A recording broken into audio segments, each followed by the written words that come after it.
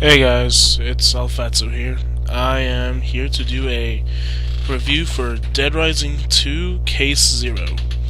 Let me start off by saying Dead Rising 2 Case Zero is just about a perfect zombie game in every meaning of the word.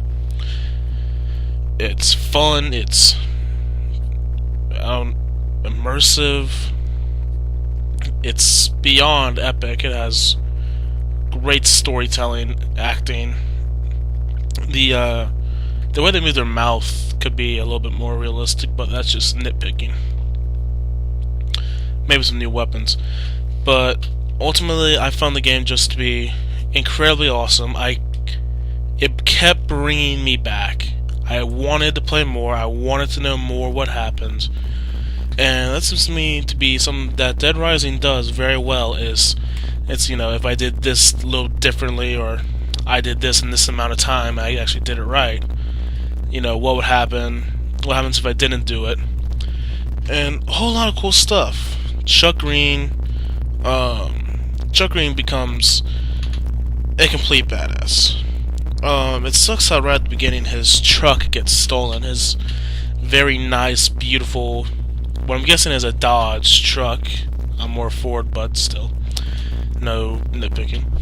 I love the plot of his daughter being bitten by her zombified mother and Chuck having to kill her. It was extremely sad. It almost made me tear up. I was like, oh, it's so sad.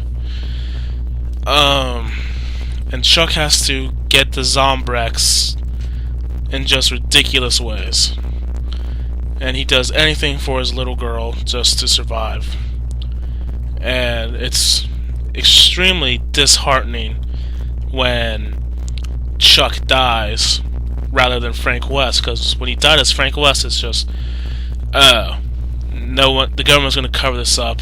Oh well. When Chuck dies, it's, oh no, Chuck's little girl's going to turn into a zombie and be killed by the military and stuff.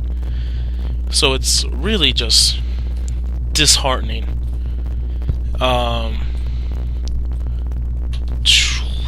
The gameplay is beautiful. It's seamless. They changed the way a couple weapons work. Like in Dead Rising 1, the sledgehammer the primary attack was to bring it over your head and just slam it down. The secondary attack was to swing. They swapped that around this time, and they gave it a sort of like combo moves where you go like wow, wow, wow, and each weapon has its own set of those. An enormous improvement from Dead Rising 1 is the ability to move and shoot at the same time, and use the right trigger to do it. Because in Dead Rising 1, you looked down the camera sights, I think, with the right trigger, and you looked on the camera sights with the left trigger. I can't remember how it works, but anyway, you couldn't run and shoot.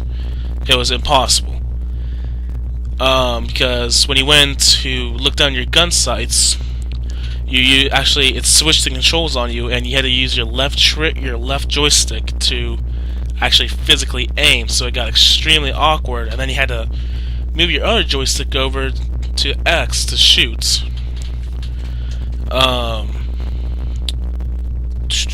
What else is there? The boss fight.